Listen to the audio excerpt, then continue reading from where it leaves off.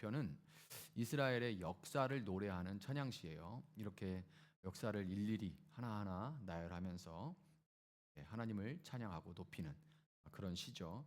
시인은 이스라엘의 역사를 되짚어가면서 하나하나 되짚어가면서 하나님께서 족장들과 맺으신 언약을 얼마나 신실하게 또 얼마나 놀라운 능력으로 어떤 목적을 그 일 가운데 성취해 가시는지를 장엄한 어투로 이렇게 선포하고 있습니다. 읽는 것만으로도 굉장히 이제 집중해서 마음을 담아서 읽으면 마음이 웅장해지는 것을 느낄 수가 있어요. 자, 굉장히 긴 나름 뭐 역사가 기니까 그렇지만 일단 시가 40절 이상 되는 긴 시죠. 그래서 이제 좀 끊어서 보면 7절부터 15절에 먼저 하나님의 그 언약의 신실성을 먼저 다룹니다. 역사를 이제 다루고 있는 역사 찬양 시지만 그러나 이 역사를 통해서 구획적으로 나눠져 있어요. 7절부터 15절에는 먼저 그 역사를 통해 드러나고자 하는 하나님의 신실하심, 하나님의 능력, 그리고 하나님이 그 역사를 통해서 어떤 목적을 성취하시는지가 구획별로 나타나 있습니다. 먼저는 하나님의 그 신실하심, 약속하신 것을 지키시고 얼마나 그 약속에 신실하신지를 드러내고 있죠. 7절부터 15절에 그 흔들리지 않는 약속이 나옵니다. 7절, 8절을 보면 하나님은 그의 언약, 곧 천대에 걸쳐 명령하신 말씀을 영원히 기억하시는 분이시다라는 시인의 고백이 나옵니다. 천대에 걸쳐서 그 말씀을 기억하시는 분이 바로 하나님이다라고 고백을 합니다. 9절, 11절, 9절부터 11절은 이 약속은 아브라함과 이삭과 야곱에게 주신 가나안 땅과 큰 민족에 대한 구체적인 언약이다라고 시인이 이야기를 하고 있어요. 하나님은 그들의 조상들이 이 약속을 주실 때 그들을 가나안 땅을 주실 것이고 큰 민족을 이룰 것이다라는 약속을 주실 때 그들의 조상들이 이 민족에서 저 민족에게로 이 나라에서 다른 나라 백성에게로 방황하며 연약한 아주 보잘것없는 그런 상황에서도 이 약속을 주신 그대로 그들을 보호하셔서 언약의 신실함을 직접 증명해 내셨죠. 아브라함을 부르실 때 그는 가장 보잘것없는 자였고 그럼에도 불구하고 그에게 땅을 약속하시고 민족을 약속하셨고 그의 자녀 이삭 하나죠. 그 다음에 야곱 이렇게 나오는 사람들을 통해서 정말 그 약속을 이뤄가는 모습들을 하나님께서 이미 이루어지고 난 다음에 내가 이러려고 했어. 그게 아니라 그들이 보잘것없을 때 약속하시고 그것을 실천해 가셨던 성취해 가셨던 하나님의 신실하심이 드러납니다. 7절부터 15절에요. 그래서 이것을 보면서 우리는 무엇을 느낄 수가 있습니까? 이 하나님 신실하심을 보면서 우리의 신앙이라는 것은 우리의 강함이 아닌 하나님의 신실하신 약속 위에 있다는 것을 알 수가 있죠. 그래서 우리가 이제 우리 말씀을 읽기 전에 신실하신 하나님을 찬양했는데 하나님의 신실하심을 높이고 묵상하고 찬양할 때마다 우리의 이 신앙의 근본에 대해서 우리가 다시 생각하게 됩니다. 이제 신앙생활을 하고 일상의 분주함을 살아가다 보면 우리는 신앙이 없는 것처럼 될 때가 참 많죠. 그냥 닥쳐오는 일들 막 이렇게 처리하고 그렇게 살다 보면 나는 내가 이게 믿긴 믿는 건가? 이게 내가 뭐 하는 건가? 하나님 나한테 주신 약속이 뭐지? 내가 지금 뭐 신앙생활하면서 뭐 하고 있는 거지? 이런 혼돈이 오게 돼 있는데 그런데 이 신실하심을 잠시 멈춰 하나님의 신실하심을 생각할 때 또 하나님이 역사 가운데 보잘것없는 아브라함과 이삭과 야곱을 택하신 것처럼 보잘것없는 나를 택하셔서 이렇게 살아가게 하시는 그런 모습들을 이제 우리가 되짚어 보면서 우리는 무엇을 생각하냐면 우리의 신앙은 우리의 강함이 아니고 우리의 어떠함이 아니라 하나님의 신실하신 약속 위에 서 있다는 것을 우리가 다시금 절감할 수가 있습니다. 거기서 우리는 다시 일어날 수가 있는 거죠. 우리가 연약하고 소수일 때조차 하나님은 당신의 우리의 어떠함 때문이 아니라 당신의 약속 때문에 언약에 신실하신 당신 자신으로 인해서 언제나 우리를 보호하시고 인도하시는 분입니다. 자, 이렇게 언약의 신실하심에 대해서 먼저 이야기를 하고 그 다음에는 16절부터 제일 긴 부분이에요. 16절부터 41절까지 그 언약을 성취하는 과정이 나와 있습니다. 언약을 신실하게 지켜가시는 하나님, 좀 더 구체적으로 이제 언약을 성취해가는 과정이 역사 가운데 이제 시인이 노래를 하고 있습니다. 16절부터 41절까지 나와요. 아주 긴 부분이죠. 그 중에서 먼저 16절부터 22절은 하나님이 언약을 성취해 가시는데 먼저 고난 속에 담겨 있는 섭리를 통해서 그 언약을 이뤄 가신다는 것을 먼저 노래하고 있습니다. 고난 속에 담겨 있는 하나님의 섭리. 16절에 보면 주님께서 그 땅에 기근을 불러들이시고 온갖 먹거리를 끊어 버리셨다. 이런 고백이 나오죠. 모든 상황은 하나님의 주권 아래 있다는 것을 지금 말하고 있는 겁니다. 그때 인간적인 눈으로 여기서 이제 나오는 얘기가 뭐냐면 요셉 이야기가 나와요. 인간적인 눈으로는 팔려갔던 요셉이죠. 요셉과 또 요셉 주위와 또 우리가 이렇게 요셉을 볼 때는 요셉은 팔려간 겁니다. 요셉은 팔려갔던 요셉이지만 요 시편에서 뭐라고 하냐면 하나님이 앞서 한 사람을 보내셨으니 이렇게 나와요. 그러니까 팔려간 요셉 입장, 또 요셉을 보는 우리 입장에서 아이고 요셉이 팔려갔네 이렇게 생각을 하지만 그러나 성경은 요셉 앞서 한 사람 요셉을 보냈다 이렇게 선포합니다. 요셉이 그 안에서 팔려가서 고난을 당하죠. 그 발에 착고를 채우고 그 목에는 쇠칼을 씌웠다라는 말이 나와요. 이것은 하나님의 말씀이 응할 때까지 그 하나님의 뜻이 성취될 때까지 그를 단련하는 과정이었다라고 나와요. 먼저 보내시고 그리고 그 뜻이 이루어질 때까지 그를 단련한다라고 나옵니다. 그래서 우리의 이 일상에서 우리가 살면서 겪는 이 역사를 통해서 우리가 보는 것은 뭐냐면 우리의 고난은 하나님의 실패가 아니라 그분의 뜻을 이루기 위해서 우리를 앞서서 보내시는 하나님의 섭리의 과정이라는 것을 우리가 알 수가 있습니다. 그러니까 우리가 그냥 매일매일 살아가니까 우리는 인간은 앞을 보고 있을 때는 옆도 잘 못 보고 뒤는 뭐 말할 것도 없고 그렇죠. 그러나 제가 몇 번 설교 때도 이야기했지만 여기서 시야를 하늘로 올려서 위에서 아래를 내려다보면 하나님은 우리의 앞도 보시고 우리의 뒤도 보시고 양옆은 말할 것도 없고 사방을 보시고 앞에 닥쳐오는 우리의 미래도 보고 계시고 우리가 걸어온 발자국의 과거도 동시에 보고 계시는 분이 하나님이시죠.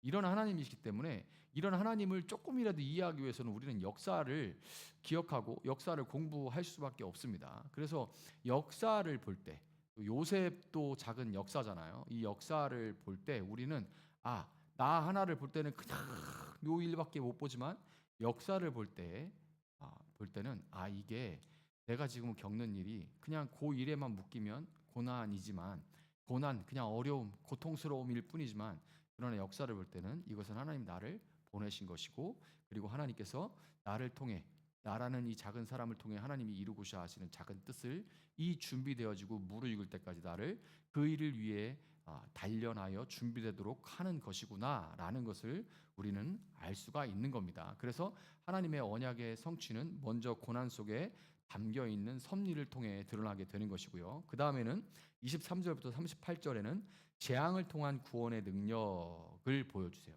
그러니까 재앙을 통해서 하나님이 구원하시는 지금 우리가 이제 지금 조금 쉬고 있지만 요한계시록을 하고 있잖아요. 그래서 제가 이제 몇 번 말씀드리지만 요한계시록 강해를 하면서 요한계시록 강해를 제대로 듣고 있다면 믿지 않는 사람이 들으면 무섭다라는 반응이 나타나야 됩니다. 무섭다라는 반응이 나타나야 돼요. 그래서 우리 교회 오시는데 아직 신앙이 없는 분이 요한계시록 강해를 듣고 너무 무섭다 이렇게 반응을 하는 걸 보고 저분 제대로 듣고 있다라는 생각을 한 적이 있어요. 반대로 믿는 분들이 요한계시록을 이제 제대로 해석을 해서 설교를 하면 반응이 물론 어렵다 이거 기본이지만 그러나 참 소망이 있다 이렇게 느껴져야 그게 제대로 듣고 있는 거예요. 그게 왜냐하면 요한계시록도 맨 재앙 얘기들이 나오잖아요. 근데 그 재앙이 여러 번 강조하지만 그 재앙이 믿지 않는 자들 세상에 속한 자들에게는 심판이지만 믿는 자들에게는 그것은 구원입니다. 땅을 흔들어 하늘의 영원한 집을 소망하게 하는 거예요. 그래서 재앙을 통한 구원의 능력을 이 시인이 노래하고 있습니다. 하나님의 언약이 성취되는 데 있어서 하나님은 재앙을 통해서 당신의 구원의 능력을 보이시는 겁니다. 하나님은 이스라엘을 구원하시기 위해 이집트 땅에 10가지 재앙을 내리셨죠. 이집트에는 이거 완전히 심판입니다. 그래서 28절부터 36절까지 10가지 재앙 이도 나오고 뭐 이런 그 재앙들이 나오잖아요.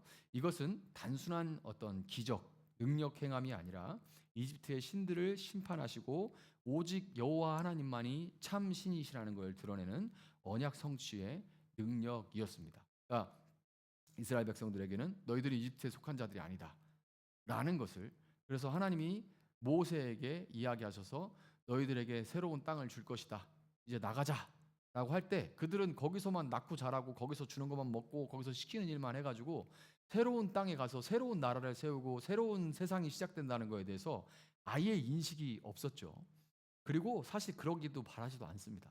그러진데 이집트 땅이 흔들흔들흔들하고 자기들이 신이라고 그 앞에서 막 엎드렸던 이런 10가지의 이집트 신들이 막 다 처참하게 박살나는 걸 보니까 이제 이스라엘 백성들이 모세를 따라서 광야로 나가 가나안 땅으로 향하게 된 것이죠. 이것이 세상의 이제 심판, 세상에 임하는 이런 심판들을 통해서, 재앙들을 통해서 우리가 그때 느껴야 하는 것들이에요. 그것을 통해서 하나님은 이 재앙을 통해서 당신의 이 역사가 마지막으로 향해 가면서 당신의 남은 백성들을 구원하고 계신 것이구나라고 알 수가 있는 겁니다. 자, 마지막으로 39절부터 41절에는 광야를 채우시는 이 광야 생활을 채우시는 하나님의 공급에 대해서 이야기를 하고 있습니다. 하나님은 당신의 백성을 이렇게 이집트에서 건져내시는 구원에 그치는 것이 아니죠.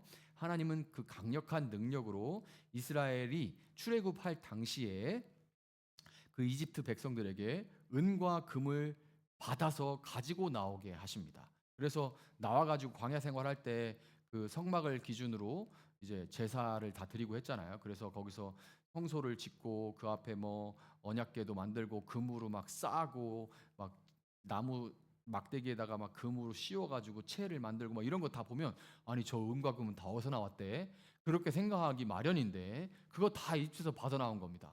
다 노예가 그런 게 어디 있어요? 그런데 그 전에 주인이었던, 그 전에 나보다 신분이 높았던 이집트 백성들한테 주세요 이렇게 해가지고 다 받아가지고 나온 겁니다. 근데 그거 다 만든 양을 보면 꽤 많이 받아 나온 거예요. 꽤 많이. 그러니까 하나님께서는 그냥 구원만 하시는 게 아니라 이렇게 필요를 다 하나님께서 책임지시는 거죠. 광야에서 그들의 모든 필요를 책임지시는 하나님이라는 거예요. 40절 보면 그들이 먹거리를 찾을 때에 그가 메추라기를 몰아다 주시며 하늘 양식으로 배부르게 해주셨다. 반석을 갈라서 물이 흐르게 하셨고, 이런 표현들이 나오죠. 그들의 목마름을 그것을 통해서 해결해 주셨다라는 표현이 나와요.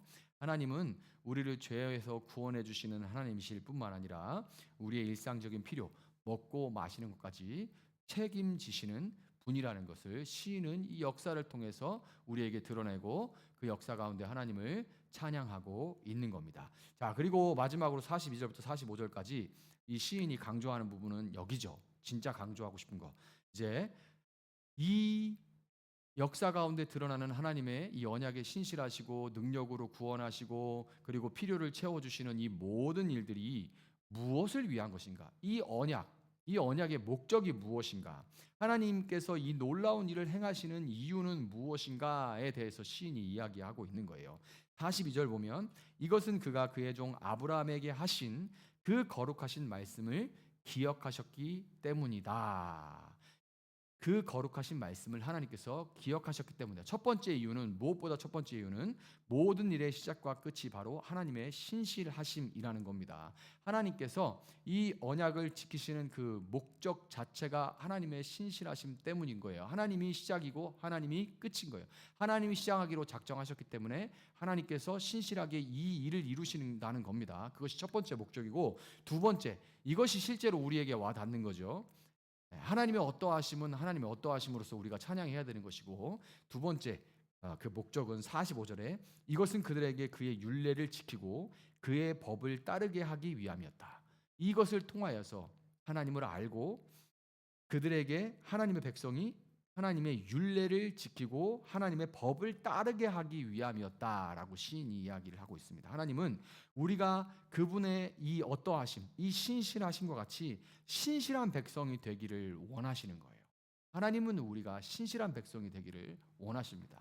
하나님은 능력이 탁월한 자를 찾는 분이 아니고 하나님은 신실하신, 어제나 오늘이나 내일이나 하나님 앞에 변함없는 사람을 기뻐하십니다. 구원의 목적은 방종이 아니라 거룩한 순종이에요. 구원의 목적은 방종하게 그냥 너 구원받았으니까 이제 네가 멋대로 살아라 하는 어떤 이단의 종파처럼 되는 것이 아니라 구원을 받았으니 거룩한 순종으로 나아가라가 하나님의 구원의 목적이라는 겁니다.